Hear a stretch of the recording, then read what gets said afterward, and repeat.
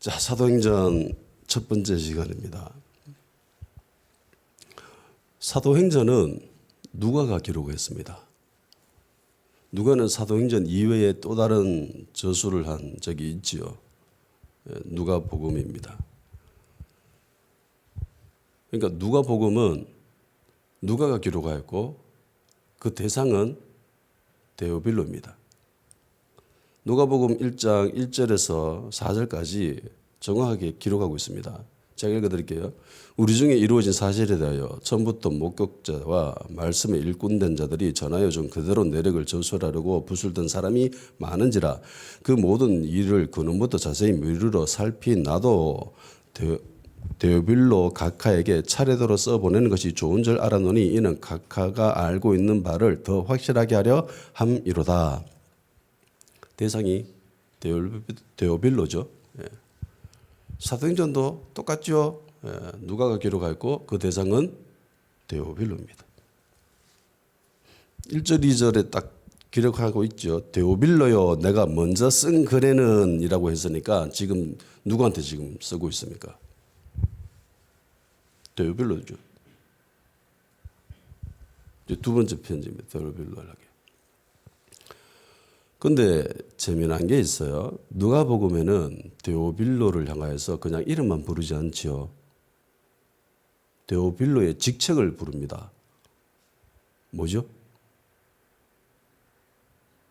각하라고 되어 있습니다. 우리나라 옛날에 박정희 대통령 시절에 박정희 대통령을 보고 박정희 대통령이라고 부르지 않았죠. 대통령 각하라고 했습니다. 이 원문을 보면은 로마 시대에 고위 관료에게 붙이는 호칭입니다. 한 총통 정도 되는 총독 정도 되는 그런 사람들에게 붙이는 호칭이 이 각하입니다. 그러니까 로마에 이런 사람들이 별로 없죠. 많지는 않아요. 그러니까 굉장히 신분이 높은 사람인 걸 알 수 있습니다. 근데 이 사람의 이름이 데오빌로죠. 그러니까 두 가지의 단어가 결합된 이름입니다. 데오스는 하나님이라는 뜻이죠. 필로스는 사랑이라는 뜻입니다. 그러니까 하나님을 사랑하는 자라는 이름을 가진 아주 높은 신분의 로마 고위 관료입니다. 그래서 누가는 이 사람에게 굉장히 공을 들이죠. 누가가 기록한 두 가지 기록물이 성경으로 남죠. 그런데 이 대상이 데오빌로입니다. 그러니까 누가는 특별히 이 데오빌로를 굉장히 신경을 쓰면서 편지를 썼어요.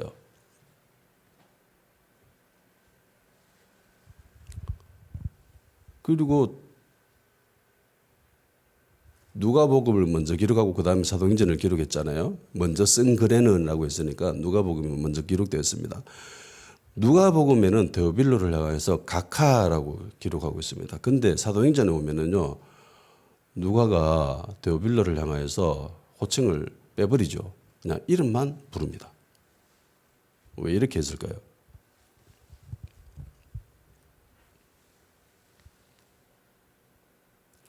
교회는 세상과 완전히 분리된 곳이 아니죠. 세상에 영향을 받기도 하고 영향을 주기도 합니다. 세상의 법칙이 완전히 무시되는 곳이 아니죠. 어느 정도는 세상의 법칙과 그런 것들이 통용되어지고 그와 동시에 세상의 지위나 신분도 어느 정도 영향을 발휘합니다. 그래서 각하라고 불릴 정도의 굉장히 높은 지위에 있었던 데오빌로를 향해서 초대교회는 굉장히 신경을 많이 썼어요. 왜 그렇겠습니까?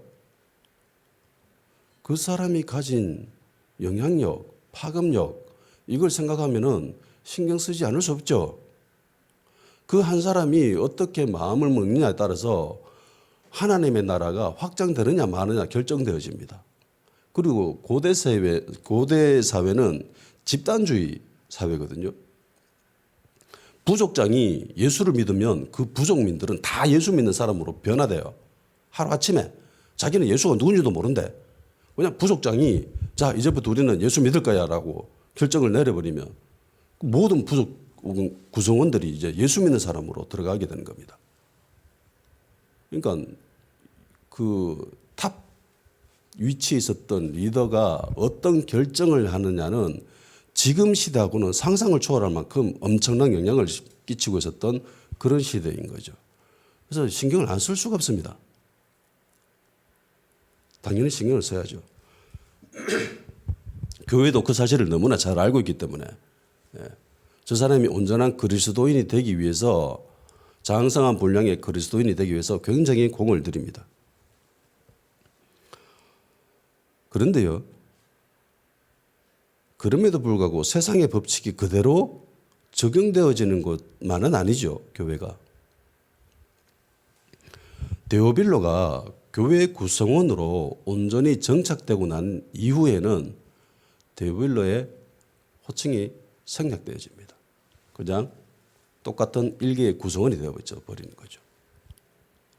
특별히 대우하거나 세상의 신분이 교회 공동체 가운데서도 그대로 적용되어져 가지고 그런 상하 구분이 되어지는 그런 게 아니라는 겁니다.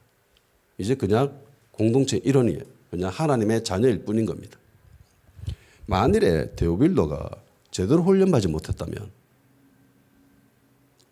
교회 생활하는 게 되게 힘들었을 거예요. 이 정도 지위에 있는 사람들은 밑에서 다 알아서 해주잖아요. 발도 씻겨줘, 옷도 입혀줘, 뭐 다 해줍니다. 하나부터 열까지 다 해줍니다. 그런데 교회에 오면은 그런 대우를 받습니까? 못 받습니까? 못 받아요. 똑같이 대우를 해줘요. 간혹 교회에서 이런 사람들을 접할 수 있습니다. 세상에서 자기가 뭐 교수고 선생님이고 이러면 교회에서도 그런 줄 착각하는 사람들이 있어요. 세상에서 뭐 대기업 회장이고 사장이고 그런 사람들이 모든 사람들이 뭐 만나는 사람들 다 구신구신거리고 뭐 이러니까 교회에서도 자기가 그런 위치에 있는 줄 알고 있는 착각하는 사람들이 있습니다. 왜 이런 일이 벌어지냐면은 제대로 양육받지 못했기 때문이죠. 가치관이 변화되지 않았기 때문입니다. 교회가 뭐 하는 곳인지 신앙생활이 어떤 건지 제대로 개념이 잡히지 않았기 때문에 그런 거죠. 그래서 교회 와가지고 뭐 실망했다느니 실족했다느니 그런 소리도 하게 되는 겁니다. 내가 어떤 사람인데 교회에서 이런 대우를 하냐. 그렇게 외치는 사람들이 간혹 있습니다. 예. 세상에서 국회의원이고 세상에서 뭐 시장이고 세상에서 대통령이지 교회에서는 그냥 일개 성도일 뿐입니다. 그렇죠? 교회의 질서를 지키면서 하나님 말씀에 순종해야 될 그냥 어린 양일 뿐입니다. 그래서 데오빌로는 이런 면에서 양육이 잘 되어져 있었던 것 같습니다. 누가가 데오빌로를 향해서 더 이상 각하라고 기록하지 않아도 될 수준이었기 때문이죠. 예수님은 유월절 어린 양으로 죽음을 당했습니다. 그리고 사흘 만에 부활하셨죠. 그리고 예수님은 제자들과 함께 다니시다가 40일 계시다가 승천하십니다. 3절에 기록되어 있죠. 40일 동안 그들에게 보이시며. 부활하시고 40일 동안 같이 다녔습니다. 자, 생각해 보세요. 유월절이 있고 그 다음 유월절이 시작되고 난 첫 번째 맞이하는 안식일이 초실절이죠. 첫 번째 맞이하는 그 초실절을 기준으로 해서 50일 맞이하는 날이 오순절입니다. 그죠? 77이 49, 49일 동안 77절이고 그리고 50일째 되는 날이 오순절입니다. 예수님은 첫 번째 열매로 부활하셨죠. 그죠? 초실절 날 주님이 부활하셨습니다. 우리 주일을 지키는 거잖아요. 자, 그리고 예수님이 제자들과 며칠을 다녔다고 했습니까? 40일을 같이 다녔습니다. 그러면 성경에 기록하고 있는 예수님이 야 너희들 떠나지 말고 내가 주려고 약속한 거 있으니까 그거 받을 동안 떠나지 말라. 그리고 얼마 안 돼서 그거 받을 거야 라고 했습니다. 며칠이 못 돼요 라고 했습니다. 그러면 이 며칠은 며칠이죠? 산수 하나 10일이죠. 산수를 잘 못하시네. 오순절날 성령님 임하시잖아요. 예수님이 40일 동안 계셨잖아요. 그죠? 초실절을 기준으로 40일 동안 계셨습니다. 그럼 10일. 그러니까 제자들은 10일 동안 오로지 기도했다는 거죠. 기도에 전념했다는 겁니다. 예수님은 40일 동안 제자들과 같이 다니면서 어떤 말씀을 하셨죠? 3절에 보면은 무슨 말씀하셨는지 나와 있습니다. 하나님 나라의 일을 말씀하셨다라고 되어 있습니다. 하나님 나라의 일. 부활하신 주님이 제자들에게 나타나가지고 말씀하셨습니다. 죽음을 이기신 주님이 제자들에게 나타나셔서 말씀하셨습니다. 이 말씀이 중요할까요? 중요하지 않을까요? 어마어마하게 중요하겠죠. 그러니까 앞으로 제자들이 관심을 가지고 전력으로 달려가야 될 주제가 뭐예요, 그럼? 하나님 나라죠. 하나님 나라입니다. 먼저 간 사람이 이야기를 해줘요. 난 한 번도 못 가봤는데 먼저 가본 사람이 이야기를 해줍니다. 그러면은 그 길만 가면 되죠. 그죠? 안전하게. 만일에 내가 어떤 산을 오르려고 합니다. 그런데 한 번도 안 가봤어요. 정보도 아무것도 없습니다. 뭐 인터넷 이런 거 안 되는 세상에 있어서. 그렇다면 어떤 사람이 자기가 그 산을 정복하고 왔대요. 그러면 내가 그 산을 가려고 하면은 제일 먼저 해야 될 일이 뭐죠? 그 먼저 간 사람한테 물어봐야 되는 거죠. 그 산의 형사가 어떤지, 조심해야 될 부분이 있는지, 어떤 길로 올라가야 되는지, 형세는 어떤지, 뭐 이런 것들 꼬치꼬치 물어보고 그래야 됩니다. 정보를 얻어야 되는 거죠. 근데 예수님은 누구도 가보지 못한 길을 먼저 가보고 오신 거예요. 간 사람은 있지만 온 사람은 없었거든, 이때까지. 근데 갔다가 온 거야. 갔다 온 사람이 이야기를 해줘요. 얼마나 중요하겠습니까? 와, 나 앞으로 이것만 하면 되겠네. 그렇잖아요. 세상에 수많은 길이 있는데 그 수많은 길 다 가보고 난 뒤에 이 길 아니네 그러면서 돌아오려고 하면은 인생이 어때요? 끝나요. 인생 한 번밖에 없잖아. 실컷 가보고 이 길이 아닌가 봐 하면은 그때는 인생이 끝나버리는 겁니다. 그러니까 그 수많은 길을 가볼 필요 없이 갔다 온 사람이 자 앞으로 이 길만 가면 돼 라고 이야기하면은 그게 얼마나 안전하고 온전한 길이겠습니까? 그죠? 그 길만 가면 되는 거예요. 굉장히 중요한 말씀을 하신 겁니다. 실수하지 않습니다. 이제 실패할 수도 없습니다. 그 길만 가면 되는 거예요. 주님이 최고의 길을 제시해 주신 겁니다.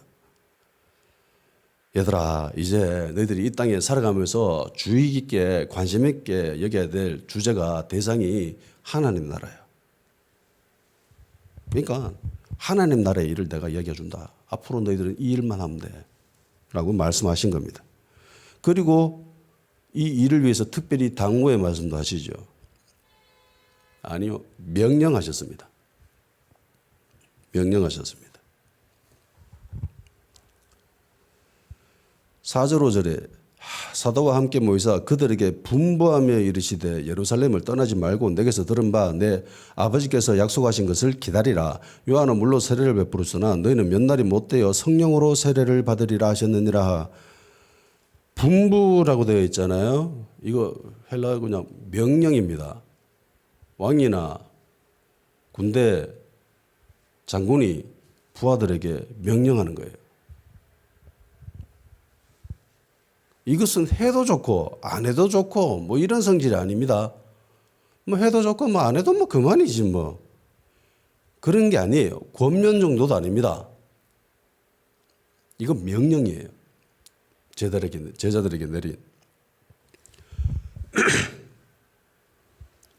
그러니까 성령으로 세례를 받기까지 제자들은 예루살렘에 남아가 온전히 기도해야 됩니다. 우리는 그 기도의 시간이 얼마인지 알지요. 10일이다.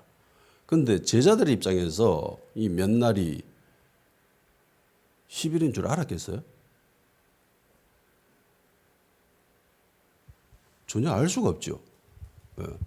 하루가 될 수도 있고 열흘이 될 수도 있고 한 달이 될 수도 있고 하나님의 시간 개념이 조금 다르잖아요.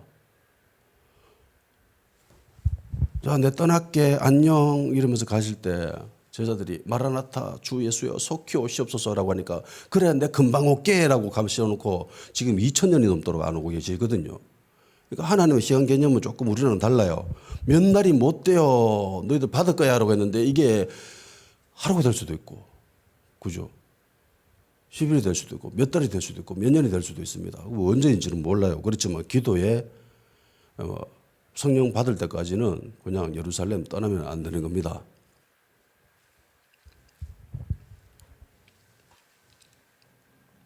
그렇다면 이들이 예루살렘을 떠나지 않고 기도하는 게 이게 쉬운 일이었을까? 그래, 뭐 떠나지 않고 뭐 기도하면 되지.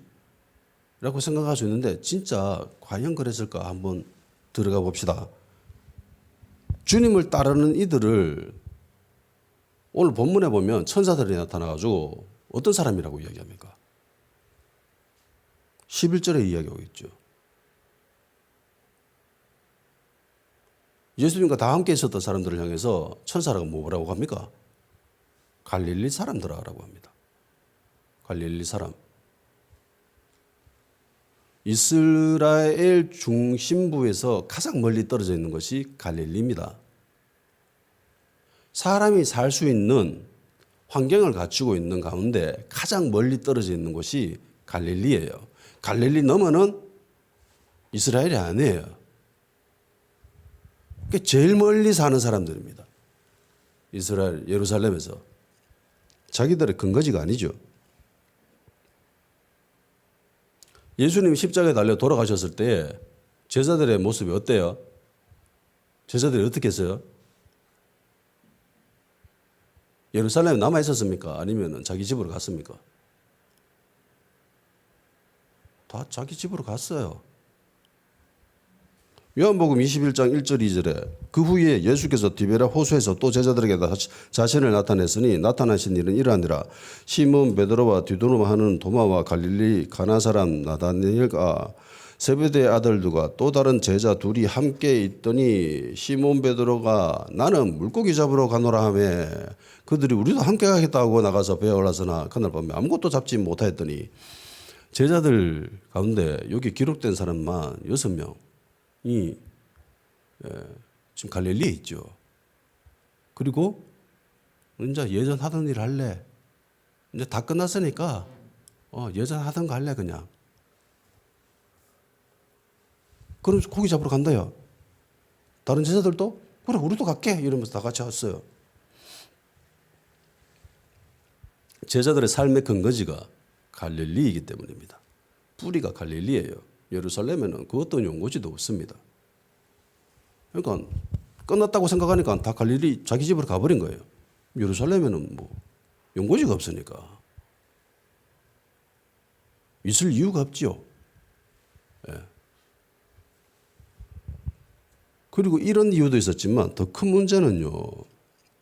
제자들에게 몰려드는 두려움입니다. 공포감입니다. 엄청난 공포감이 공동체를 뒤덮었습니다. 예수님이 유대인 리더들에게 잡혀서 죽으셨잖아요. 그럼 예수님을 따르던 사람들은 안전해요? 안전하지 않죠. 베드로는 이미 이 공포감을 경험해 봤습니다. 예수님이 잡히셔가지고 대제사장 집에 있을 때에 자기 정체가 드러나지요. 그래서 극구 부인합니다. 심지어 저주까지 하지요. 그리고 그것을 도망쳐버립니다. 나는 주님과 끝까지 항상 함께 있을 거예요. 설령 그곳이 죽음이 있는 곳이라도 저는 함께 할 거예요 라고 장담했던 베드로인데도 그 공포감에 사로잡혀져 가지고 도망쳐버립니다. 예수님 저주도 하고. 다른 제자들 역시 마찬가지였습니다. 마가복음에 보면은 14장 50절 52절에 한 제자의 모습이 등장합니다. 제자들이 다 예수를 버리고 도망하느라 한 청년이 벗은 몸에 배 혼니부를 두르고 예수를 따라가다가 무리에게 잡히매 배 혼니부를 버리고 벗은 몸으로 도망하느라. 빼가벗고 도망쳤대요. 혼니부를 밤에 정신없이 그래 자고 있다가 무슨 일인지 모르겠지만 알몸으로 그냥 헛이불만 이렇게 두르고 있었는데 너무 무서워가지고 이불 두르고 있으면 잘 못 뛰잖아요. 너무 무서워가. 예. 발가벗고 알몸으로 도망쳤다고 합니다. 그럼 이 공포감이 부활하신 예수님을 만나고 나서는 이 공포감이 완전히 사라졌을까요?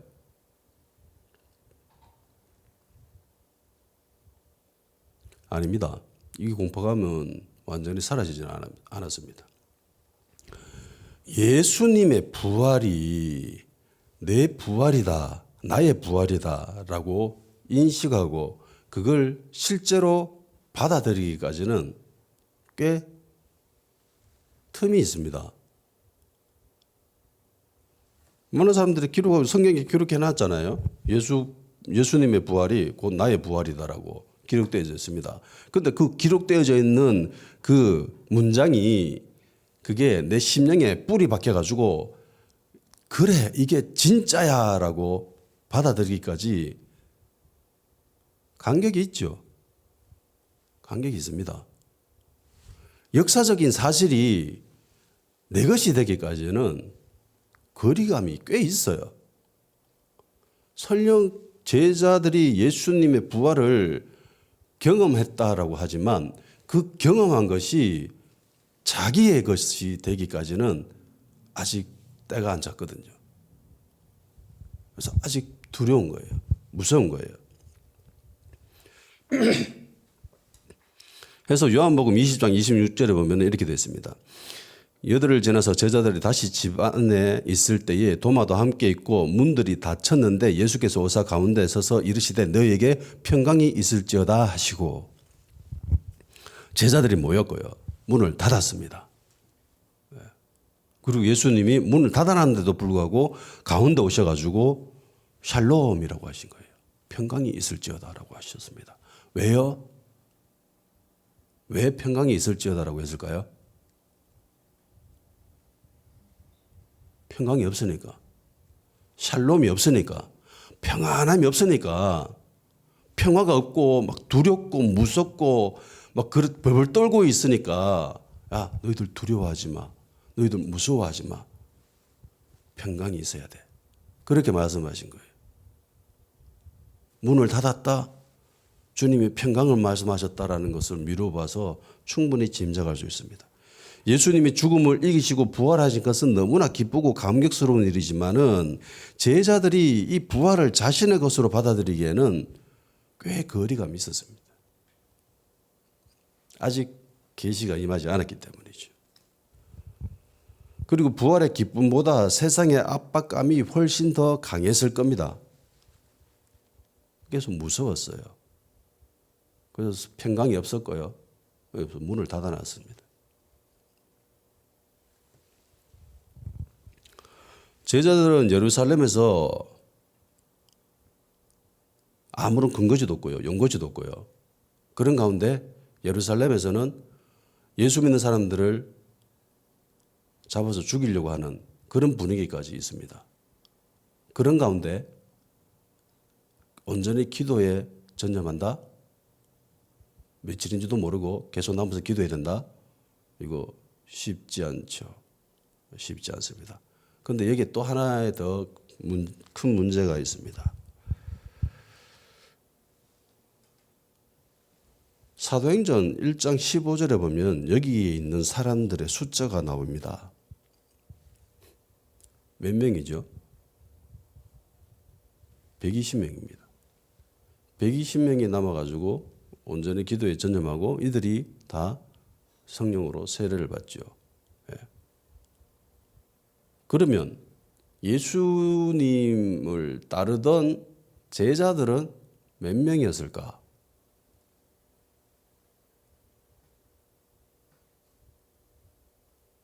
공식적인 제자는 12명이죠. 예. 뭐 한 명은 뭐 자살하고 또 한 명 세우고 그래서 어쨌든 12명입니다.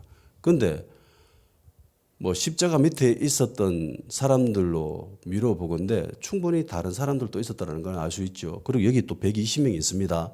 그죠? 그러면 예수 그리스도의 공동체라고 불릴 만한 사람들은 과연 몇 명이었을까? 그거는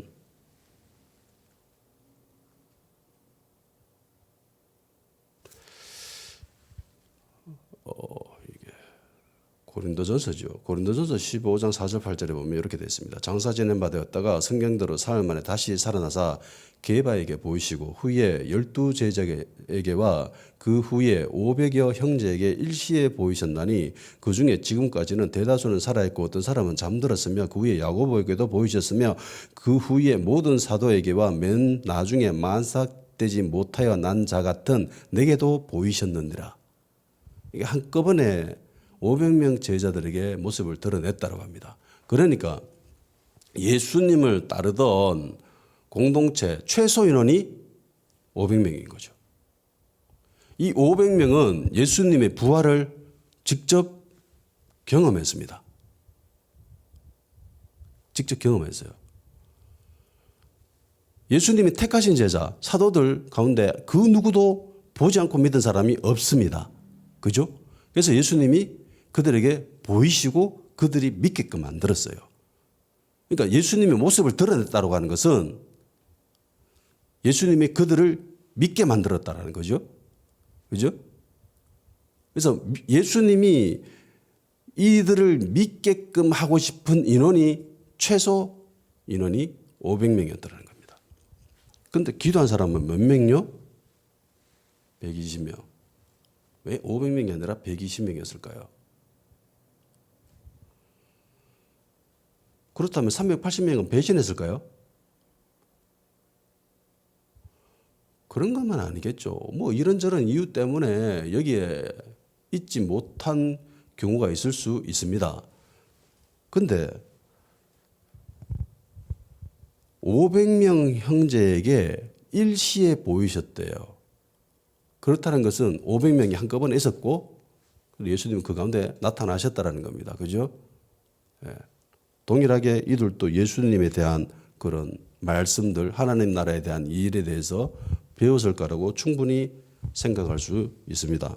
근데 4분의 1 정도인 120명만 남아서 기도했습니다. 나머지 380명은 이 이야기를 못 들었을까요? 안 들었으면 제자들이 그들에게 전해줬을까요? 전해주지 않았을까요? 저는 전해줬다라고 생각합니다. 공동체잖아요. 공동의 목표를 가졌습니다. 예수님의 마지막 명령이십니다. 이거는 수행해야 될 의무가 있는 거지요. 예수님의 제자라면. 그런데 380명은 없어요. 저는 이들이 배신했다라고는 생각하지 않습니다. 어떤 이 중에 뭐 일부는 그랬을 수도 있겠죠. 그런데 배신했다라고는 생각하지 않습니다. 이런저런 이유로 인해서 이 자리에 참석하지 못했을 수가 있습니다. 예. 개인적인 사정이나 뭐 이런 것들 때문에 이 자리에 참석 못했을 수도 있겠지요.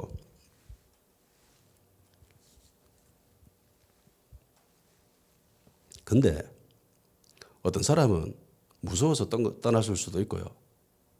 어떤 사람은 자기 생계 때문에 먹고 사는 문제 때문에 떠났을 수도 있고요. 집에 큰 문제가 생겨서 이 자리에 없었을 수도 있습니다. 가족들 보살피러. 가족이 병들었다 이러면 누가 책임져 뭐 이런저런 이유로 인해서 이 자리에 없었을 수도 있습니다. 그런데 한 가지 분명한 것은 4분의 1이라는 숫자만 남고 4분의 3은 이 자리에 없었더라는 거예요. 그러니까 주류가 대세는 기도의 자리에 남지 않았다는 겁니다. 그런 가운데에 120명이 남아서 온전히 기도에 전념해야 됩니다. 이게 쉬울까요?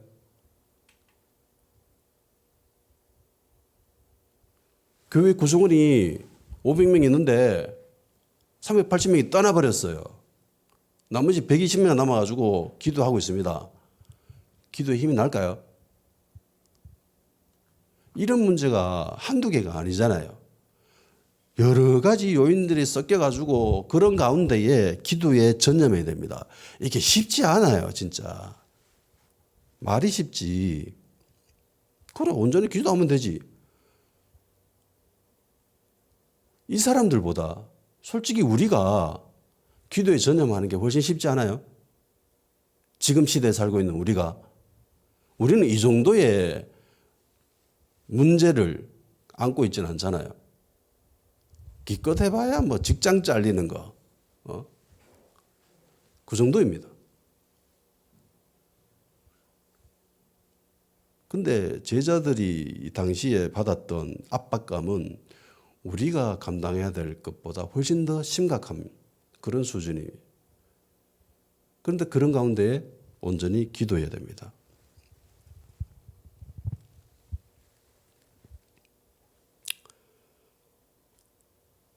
세상이 무섭다고 두렵다고 고개를 돌려서도 안 됩니다.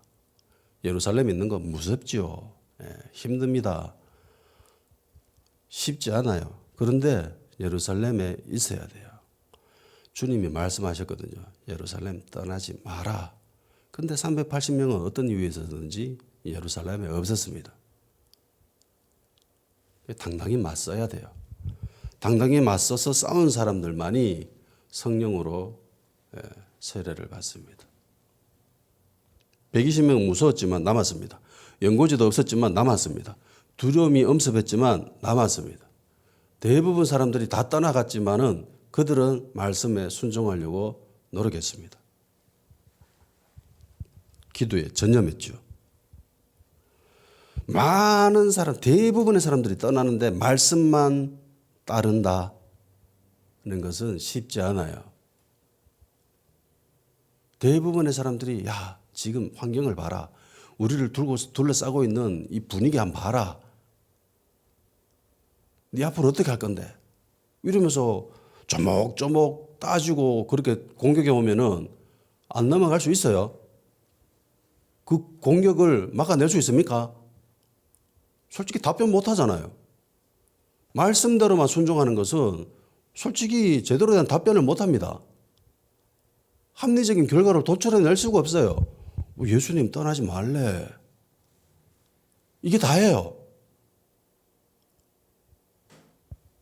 그러니까 말씀만 따르고 순종하는 것은 굉장히 바보스러운 짓이고요. 미련스러운 짓이고 어리석은 짓입니다.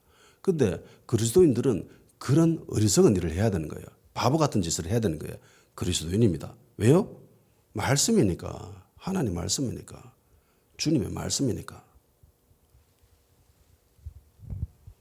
이게 절대로 쉽지 않아요. 이게 더 쉽지 않은 게 우리는 성령으로 충만해질 수 있습니다. 성령이 이미 내려오셨기 때문에. 근데 지금 요 시기의 제자들에게는 아직 그런 상황이 아니잖아요. 그러니까 이 제자들에게는 더 힘든 일이에요. 성령으로 충만해지면은요, 얼마든지 할 수 있죠. 예, 얼마든지 할 수 있습니다. 그런데 아직까지 그런 때가 도달하지 않은 주님의 카이로스가 임하지 않은 그런 때의 제자들입니다. 그러니까 이게 더 힘든 거예요.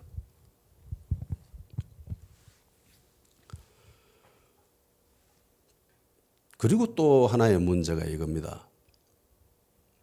주님이 말씀하신 성령으로 세례받는 거. 이거 예전에 한번 경험해 본 적이 있어요, 없어요? 역사 이래로 하나님이 이 땅을 창조하시고 난 이래로 성령으로 세례받는 일이 일어난 적이 있습니까? 없습니까? 없어요. 근데 이거 받으라고 기다려야 됩니다. 이게 더 힘든 점일 수 있습니다. 생전 처음 먹어보는 음식인데 보기도 처음 보고 맛보지도 못했고 어떤 음식인지 상상할 수도 없는데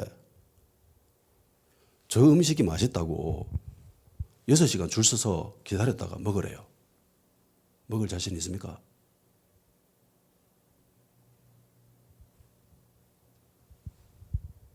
난 못 기다릴 것 같아요. 배고픈데 어떻게 그거 내가 보지도 못하고 먹어보지도 못한 그런 음식을 맛보려고 기다릴 수 있습니까? 근데 제자들은 이것보다 더 심각한 더 골 때리는 일을 경험해야 되는 거예요. 한 번도 경험해 보지 못했어요. 그런데 주님이 말씀하셨습니다. 받을 거라고. 며칠인지도 이야기 안 하세요. 얼마 안 돼서 올 거야 라고 가셨어. 성령으로 세례받는 거? 그게 뭐지? 요한은 물로 세례를 베풀었으나 너희는 면달이 못되어서 성령으로 세례를 받으리라. 엥? 물로 세례를 받는다. 성령으로 세례를 받는다? 개념이 잡힐까요? 우리는 그게 뭔지 이제 어느 정도는 알잖아요. 근데 이때 제자들은 그게 무슨 말인지 알았을까요? 몰랐을까요? 도대체 이게 무슨 말이야? 예수님이 죽었다가 다시 살아나는 것도 그게 무슨 말인지 몰라가지고 헤맸었습니다. 이야기해줘도 못 믿었어요. 그런데 이걸 또 받아들일 수 있을까요? 한 번도 본 적도 없고 기록된 적도 없고 그런데 힘들죠. 힘듭니다. 그래도 어느 정도 짐작은 할 수 있었을 거예요. 그게 뭐냐면은 앞에 예시를 준 게 있거든. 요한은 물로 세례를 베풀었으나라고 됐습니다. 원래는 이걸 세례로 번역해서는 안 되죠. 침례가 맞습니다. 장로교가 대세고 장로교가 세례를 베푼다고 세례다. 저는 그건 아니라고 생각해요. 세례 베풀 수는 있죠. 그런데 성경 원문은 정확해야 된다고 생각합니다. 이건 침례가 맞아요. 세례는 그냥 물로 찍는 거잖아요. 그죠? 그걸 상징적으로 침례를 상징하는 의미는 있지만은 근데 이 원문 기록은 그냥 침례로 번역하는 것이 더 좋지 않았나 생각을 합니다. 침례는 물에 완전히 잠기는 거죠. 몸이 물 속에 완전히 푹 잠기는 게 침례입니다. 요한이 사람들을 물로 침례를 베풀었대요. 그러니까 요한이 사람들이 광야에 있는 요한에게 막 찾아가잖아요. 그죠? 회개하라 이러면서 하나님 나라가 가까웠다라고 세례 요한이 그렇게 이야기를 했습니다. 그러면서 사람들에게 요단강에서 침례 베푸는 일을 했습니다. 그러니까 사람들을 물에 푹 잠기게 하고 다시 물 밖으로 끄집어내는 그 과정이 침례입니다. 물에 완전히 잠긴다라는 것이 어떤 의미일까요? 사람이 물에 완전히 잠기면 어떻게 되죠? 숨 못 쉬죠. 숨 못 쉰다는 의미가 상징하는 게 뭡니까? 죽음이죠. 죽은 자가 숨 쉬는 거 봤습니까? 죽음의 가장 큰 특징이 숨 못 쉬는 거잖아요. 숨 못 쉬면 죽는 거예요. 그러니까 침례라고 하는 것은요, 죽음을 의미합니다. 회개를 베푸는 침례를 했다라고 합니다. 이제 죄에 대해서 죽는 거죠. 예전에 죄된 모습은 이제 죽었다. 근데 성령으로 침례를 베푼다. 라고 합니다. 성령으로 완전히 잠기는 거예요. 그러면 이게 어떤 의미일까요? 성령으로 침례 받는다. 육신을 따르던 내가 죽고 정욕을 따르던 내가 죽고 성령을 쫓아서 사는 삶이 됐는 거죠.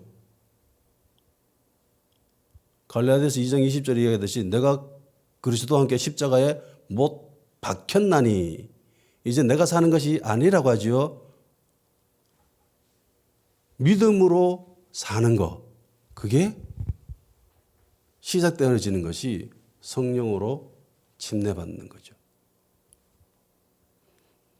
3년 동안 예수님으로부터 제자 훈련 받았습니다. 양육 받았습니다. 예수님과 같이 함께 다니면서 먹고 자고 하면서 온갖 기적과 이적을 체험했습니다. 심지어 예수님으로부터 파송받아서 자기들이 그런 기적을 일으켰습니다. 그 이적을 보고 수많은 사람들이 자기들을 쫓아오는 그런 굉장히 멋지고 황홀한 경험을 한 제자들입니다. 예수님이 제자들한테 40일 동안 하나님 나라에 대한 일을 말씀하셨습니다. 가르쳤습니다. 야, 이 정도면은 완벽한 수준 아닙니까? 멋진 수준이 돼야 되겠죠. 근데 예수님은 너희들이 아직 멀었다라고 합니다. 하나님의 일을 할 수 없다라고 얘기합니다.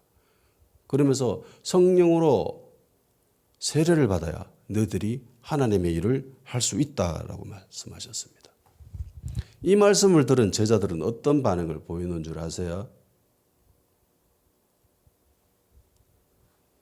5절 6절 요한은 물로 세례를 베풀었으나 너희는 몇 날이 못되어 성령으로 세례를 받으리라 하셨느니라. 그들이 모였을 때 예수께 여쭈어 이르되 주께서 이스라엘 나라를 회복하심이 이때니까 하니. 부활하신 주님을 경험한 제자들, 40일 동안 가르침을 받은 제자들이 하나님의 나라에 대한 일을 들었어요. 그런데 제자들이 보인 반응은 이거예요. 이스라엘 나라를 회복하는 게 이때입니까? 라고 묻습니다. 제자들이 말한 이스라엘 나라의 회복이 뭐예요? 우리가 지금 가지고 있는 그런 영적인 개념이 아니죠.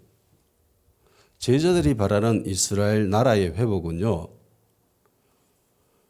강력한 이스라엘 왕국을 일으켰던 다윗의 왕조와 같은 그런 시대입니다. 그러니까 로마로부터 독립하는 주변의 나라에게 강력한 힘을 발휘할 수 있는 그런 이스라엘의 나라. 그게 이때입니까?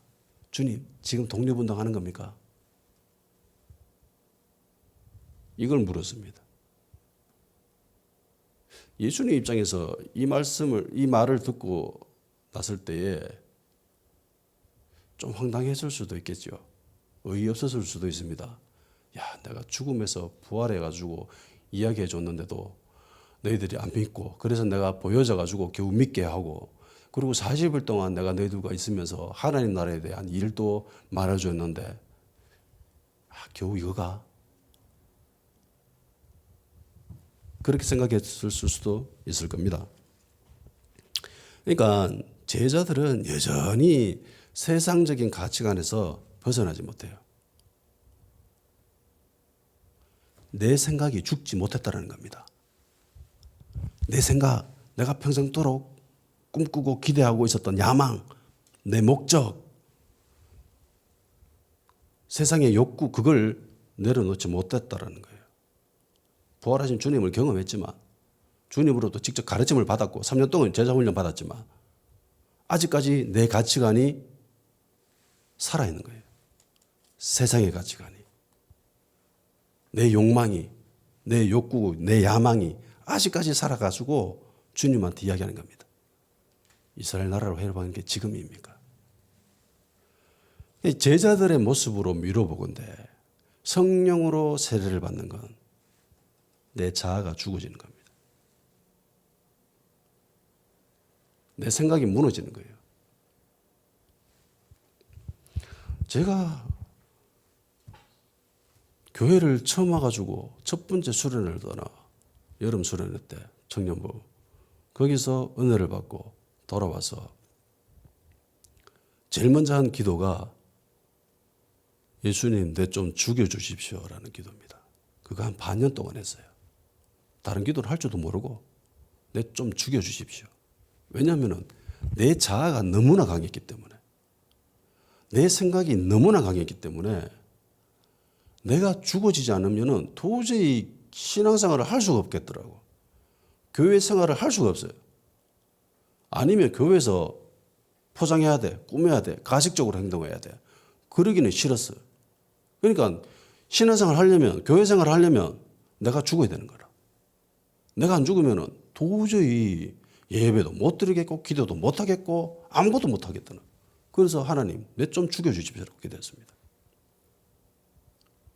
아직까지 내 자아가 살아서 벌떡벌떡 뛰고 있지만 그래도 주님께서 나의 기도를 들어주셔가지고 많이 죽었는 상황이 지금 내 모습입니다.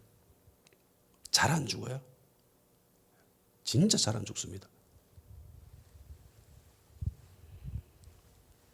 엄청나게 많은 일을 경험한 제자들이잖아요. 그런데도 아직 세상 가치관에서 벗어나지 못하고 이때입니까? 그렇게 이야기하고 있어요. 자아가 죽어야 됩니다. 내가 살아있으면요, 성령님이 역사하지 않습니다. 가치관이 변하지 않으면요, 주님의 일을 할 수가 없어요. 가치관 변하지 않고 주님의 일을 뛰어들어가지고 교회를 시끄럽게 만들고 어렵게 만들고 문제를 일으키는 사람들이 얼마나 많습니까?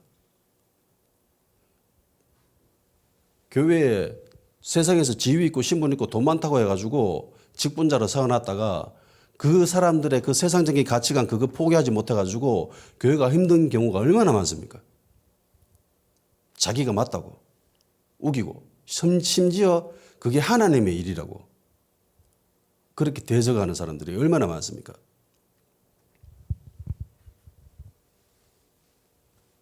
그래서 예수 믿고 성령으로 충만해져야 돼요. 성령으로 충만해지는 것은요, 단순히 은사 받는 게 아니에요. 그런 차원이 아닙니다. 그건 굉장히 미개한 차원이에요.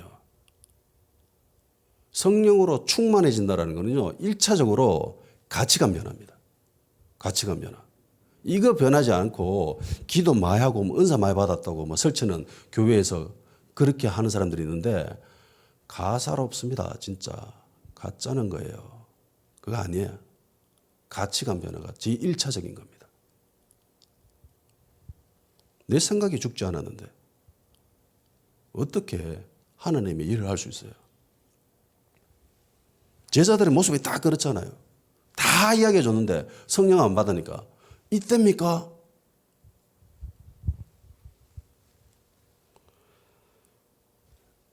앞으로 이제 사도행전에 대해서 기도하고 말씀을 나눌 건데 이제 좀 정신 차리고 기도에 전념하는 그런 때가 오지 않았나 생각을 합니다. 기도합시다. 주님, 나의 주된 관심과 주제가 하나님 나라가 될 수 있도록 성령님 우리를 도와주시옵소서. 주님의 말씀만 따를 수 있도록 내 생각이 죽어지고 말씀으로 충만케 하여 주시옵소서. 주님 믿지만 여전히 세상 가치관에서 벗어나지 못하는 우리를 주님 불쌍히 여겨 주시옵소서. 그래서 성령으로 충만해져서 자아가 죽어지고 말씀으로 충만해져서 어떤 고난과 역경이 있다 할지라도 말씀만 따라갈 수 있는 그런 믿음의 사람, 담대한 신앙이 될 수 있도록 성령님 역사해 주시옵소서. 다 같이 기도합시다.